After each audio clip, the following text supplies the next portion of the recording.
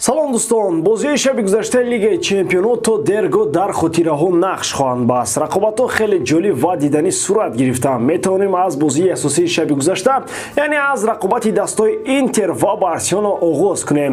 Беҳтарин бозии тамоми марҳилаи гурӯҳӣ шояд ҳамин буд, ки дастҳо ба дарвозаи ҳамдигар 6 гол заданд. Барселона дар охирин лаҳзаҳо ба Лигаи Аврупо рафтани худро насия гузошт. Мо ҳатман дар бораи ҳамаи бозиҳо муфассал гап мезанем. Танҳо баъди он ки این ویدیو رو لایک مونده با کانال ما ابونه شوید.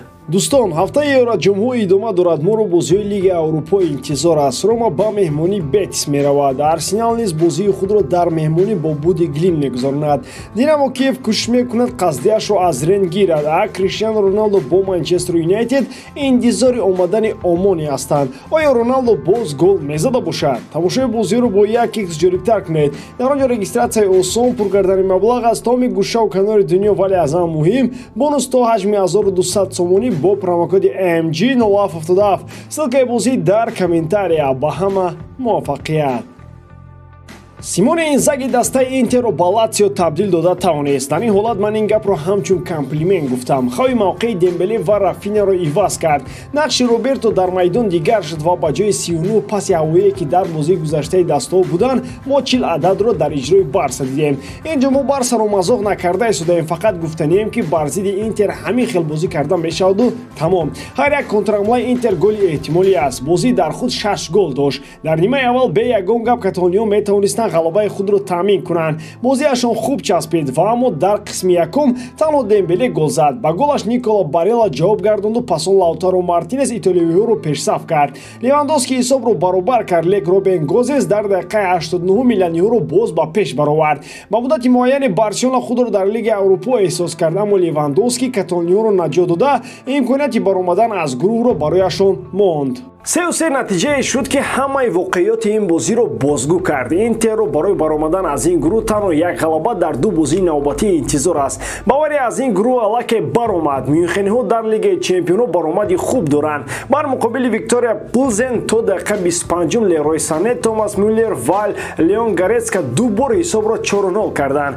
Валканов ва Климент дар нимаи дуввум ду голро ба дарвозаи Бавария зада мушкилиҳои хатти ҳимояи онҳоро ошкор карданд, аммо мошини немисӣ то он вақт аллакай дар плей-офф буд. Атлетико ва Брюге бозии берангу нур ва бегол доштанд, вале натиҷаи мусовӣ Брюгеро ба даври плей-офф баровард. онҳо дар қатори дастҳои беҳтарин пеш аз муҳлат аз гурӯҳ баромаданд. Порту бошад дар ин гурӯҳ Байерро дар сафар бо натиҷаи 3-0 шикаст дод. Галена ва ду маротиба Муҳаммад Тереми дарвозаи дастаи Хави Алонсоро рахна карданд. ин ғалаба Португалиёро ба зинаи дуввум баровард. як дастаи дигаре ки аллакай аз гурӯҳ баромад Наполи шуд. онҳо бар ивази бозии олияшон дар майдони худ Аяксро бо ҳисоби 4-2 шикаст доданд. Ирвин Ласано, Распадори, Кварацехелия ва Осимхен 4 нафаре шуданд, ки голҳои неаполитянҳоро ба сама расонданд. голҳои Класен ва Бергвен ба Аякс ягон кӯмак накарданд. ҳамчунин дар ин гурӯҳ Ливерпул бар зидди Рейнҷерс рақобат намуд. 1-7 дар футболи ҳисоби зарбаҳои кунҷӣ ё зарбаҳо ба тарафи дарвоза мешавад, вале дар ин бозӣ 1-7 натиҷаи ниҳоӣ шуд.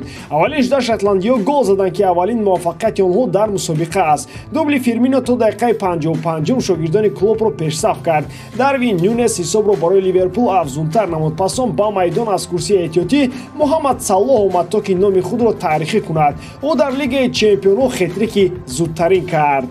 барои 3 гол ба Мо Салаҳ танҳо 6 дақиқа лозим шуд. ҳамчунин футболбозе гардид, ки дар дастаҳои англисӣ аз ҳама бештар дар Лигаи Чемпионҳо гол задааст. бо ин натиҷа Салоҳ аз Драгба, ки 56 гол дошт, пеш гузашт. бозигари мисрӣ акнун 58 гол дорад дар Лигаи Чемпионҳо. бозиҳои охирин аз гурӯҳи Д хоҳанд буд. дар ин ҷо баъд аз даври чорум ягон чиз маълум нест ва шояд бозам печидатар гардад. Тоттенхем бо 2 голи Сон ва 1 голи Кен бар Айнтрахт Франкфурт бо ҳисоби 3-2 дастболо шуда ба зинаи якуми гурӯҳ баромад. Марсел бо шарофати голҳои Гендузи ва Санчес Спортингро шикаст дода ба зинаи дуввуми гурӯҳ баромад. чунин аст вазъи гурӯҳ. Тоттенхем 7, Марсел 6, Спортинг 6 ва Айнтрахт 4 холӣ доранд. дар охир ҳар чӣ шуданаш мумкин. шартномаи кунунии Винисиус Жуниор бо дастаи Реал Мадрид то соли 2024 амал хоҳад кард. Айни ҳол дар Мадрид кӯшишҳои тамдиди шартномаи футболбози бразилӣ дида мешаванд. Тибқи маълумотҳо роҳбарияти дастаи кишвари Испания дар ин масъала ба мушкилиҳои зиёд дучор шуданд. Гапи матраҳ он аст ки акнун Вини ба футболбози олӣ ва ситораи саршинос табдил ёфтааст. О дигар он бозингаре нест ки потенсиалдор бошаду метавон бо ӯ дар бозор нархро арзон кард. Акнун Винисиус мехоҳад дар дастаи шаҳри Мадрид аз ҳама пули зиёдро ба даст орад. Ҳамин ҷиҳати масъала мушкилиҳои зиёде эҷод карда истодааст. Мадридиё пас аз тамдиди шартнома аз ҷиҳати молиявӣ корҳои бозингари хатти ҳамларо беҳтар мекунанд, вале онҳо намехоҳанд ки Винисиусро ба арзиши баланд бардошта аз ҳама маоши ғавсро ба ӯ диҳанд. Аз ин ҳолат дастаи ПСЖ дарак ёфтаасту пайваста ҷосусҳои худро барои фаҳмидани ин масъала равон мекунад. Агар Винисиус ва Реал ба қарори муайяне омада натавонанд, пас парижиё соли 2024 кӯшиш мекунанд то ҳамчун агенти озод Винисиусро ба сафашон ҷалб кунанд. Рафаэл Лео дар маркази таваҷҷӯҳи дастаҳои бузург қарор дорад. Тобистони 2018 чанд даста аллакай барои харидани ӯ ба утоқҳои Сан-Сиро омода буданд, аммо расонириҳо пешниҳодҳоро рад карданд. Милан барои мавсими кунунӣ нақшаҳои хос ҳам дар Серия А ва ҳам дар Лигаи Чемпионҳо дорад. Барои ин омода набуд ки аз беҳтарин футболбози худ ҷудо шавад. Қарордоди кунунии ҳамлагари португалӣ бо Милан то тобистони соли 2024 амал мекунад. Тибқи хабарҳо ӯ аллакай аз пешниҳодҳои тамдиди шартнома даст кашидааст. Ӯ мехоҳад пас аз тамом шудани қарордодаш ба дастаҳои дигар рафта карьерашро дар он ҷо идома диҳад. Милониё шояд ин масъаларо дарк карда омода ҳастанд ки Леоро ба фурӯш бароранд. Гуфта мешавад ки барои дастаи ПСЖ ҳадафи асосӣ барои равзанаи тобистонаи трансферӣ маъз Рафаэл Лео мешавад.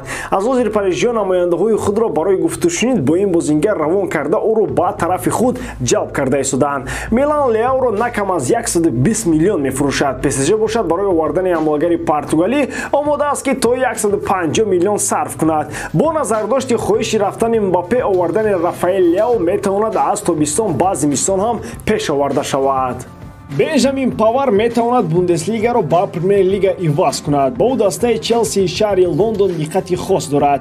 Тобистони сипаришуда клубҳои МЮ, Челси, Атлетико ва Ювентус мехостанд дифогари фаронсавиро ба сафашон ҷалб кунанд. Агар дастаҳои дигар таваҷҷӯҳи худро пас аз тамом шудани равзанаи трансферӣ кам карда бошанд, пас дар шортлисти Челси то ҳол ин бозингар ҷойи махсуси худро дорад.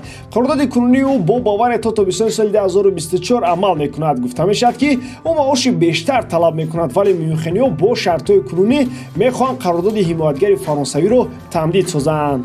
Челси аз вазъияти ба амал омада метавонад манфиатдор бошад ва тобистони оянда Паварро ба сафи худ ҷалб кунад. Аммо суол он аст ки ӯ ба Челси дар кадом мавқеъ даркор мешавад. Дар зинда будани Рис Ҷеймс дар канори рости хатти дифоъ ки мавқеи асосии Павар аст, ба ӯ имконият дақиқан дода намешавад. Ба нақши ҳимоятгаре ки танҳо дар ҳолатҳои хастагӣ ва ё осебҳои Ҷеймс ӯро иваз кунад, Бенжамин Павар розигиашро нахоҳад дод. ба ҳамин тамом боре дорам ки эҷодкории ман ба шумо писанд меояд. Лайк, комментария ва дар канал обуна шуданро аз ёд набароред. Бо шумо мисли ҳар вақта Муҳаммад Гайров. Хай бародарон, дар паноҳи Аллоҳ.